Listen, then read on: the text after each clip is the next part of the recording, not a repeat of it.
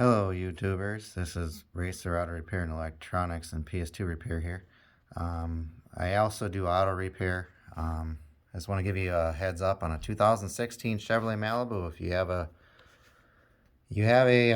say a door jar light on your driver's side door, any door really, to be honest with you, these harnesses like to fail. You think, oh well, it's in the latch. No, I made that mistake on my own vehicle. These latches do not fail internally. They are 2 hours to install.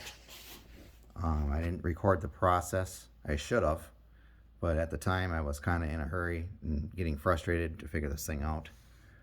It's a communication issue with the door harness. So I have put a new one in my car because, oh hey, I'm a tech, no big deal. It was $130, whatever my cost anyways. I don't know what you guys would be at the dealership. You'd have to talk to your dealership because there's so many options. Mine has passive entry on my vehicle. So that's the old part number. There's a new part number for it. Depends on your, like I said, configuration. Basically, what happens is, the way this one works is you have your door harness here. This goes in your door, just like this. Clips in there, unclips. This all comes apart. But all of a sudden you're going down the line trying to ohm this thing out. You'll see this green with white, green with yellow wire, depending on it is. It'll be green or something. It usually will break because of your door, because these are too tight. It'll break right here. Not up here. Up here. And you're going to be tearing your hair out, want to know what the hell's going on, why that door jar light will go off. And all of a sudden your dome lights won't turn off, all that stuff, because the way GM does this to make sure the door is shut is through the BCM. You go down here, do. Go down to the BCM here. And it goes, and then all of a sudden, you see this big old fat window connector. Okay.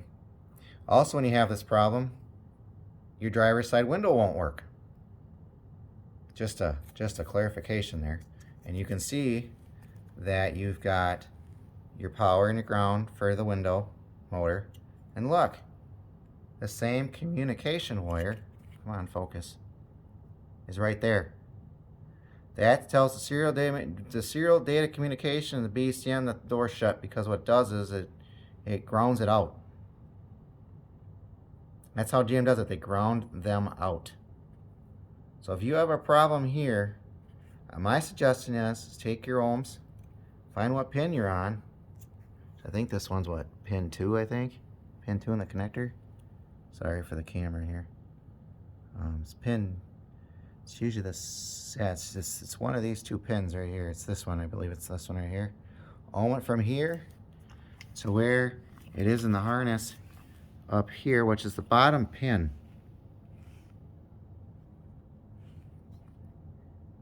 Okay, you can fix it yourself if you'd like to, but these are relatively cheap and inexpensive at the dealership. They're, I think, list price, I think they're like 130, 140 bucks depending on your region. Like I said, this is one of my trophy ones because of what I did. It was one of those things where it was, I was in a hurry, I was in a rush. I was like, I need to get this fixed. It happened on a Saturday. It took me, I believe, over a week to get this harness. Mine has passive entry with no Bose surround. You're going to need your VIN on this. You can usually take your number here and cross-reference it online and put 23, whatever the heck your harness number is, and you should be able to get the actual part number for it online through DM wholesale websites. You just got to know what you're looking for. Like I said, these are very easy to install. Like I said, if I need to put a full tutorial out, I will, but you have to take the panel off. They tell you to take and replace a bunch of clips when you do. It's, you know, it's pretty simple and straightforward, but you gotta know where you gotta make sure, like this one goes into a certain spot. I believe this one, when you put it in, this one's for the speaker. This one's for your window. There's a grommet that goes into the door. You have to push all that in. This one's for the connector for the master window switch. This one's for your door lock. Goes right into that actuator I showed you.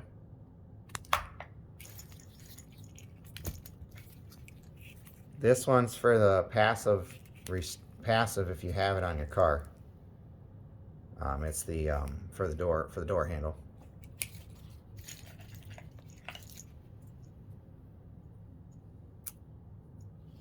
This one's the actual one for the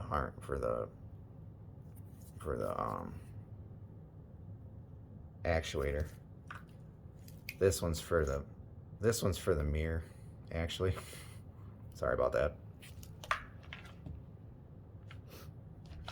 And then this one's for like a light. It's like your door lock button. Yeah, this one's for the door lock switch. They actually have some of these on here for the LEDs, which is just one harness. It's on your, it's this one, I believe. They have it for to light up your LEDs at night and the door panel.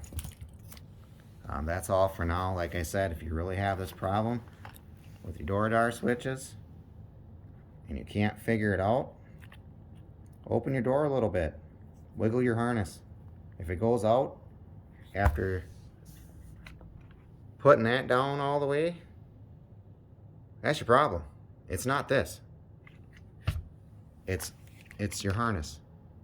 So to save time and to save money and all that stuff, I said, and save your own time and whatever, I will put out a video how to take off the door panel.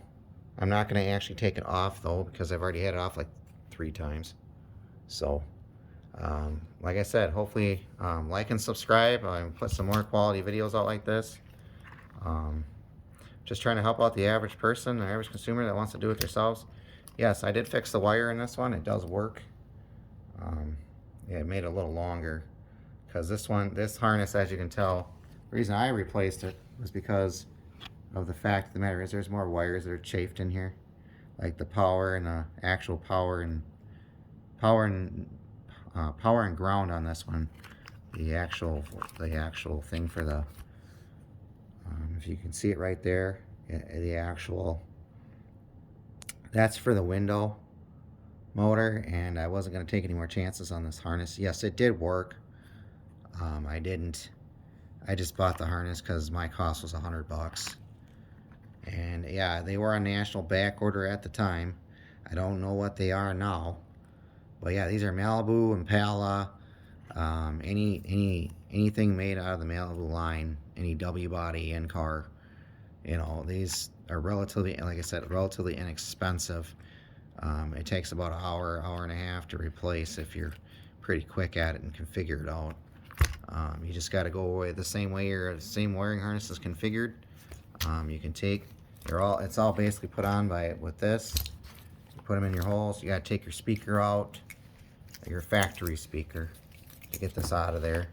Then you just push it right through. It comes right out.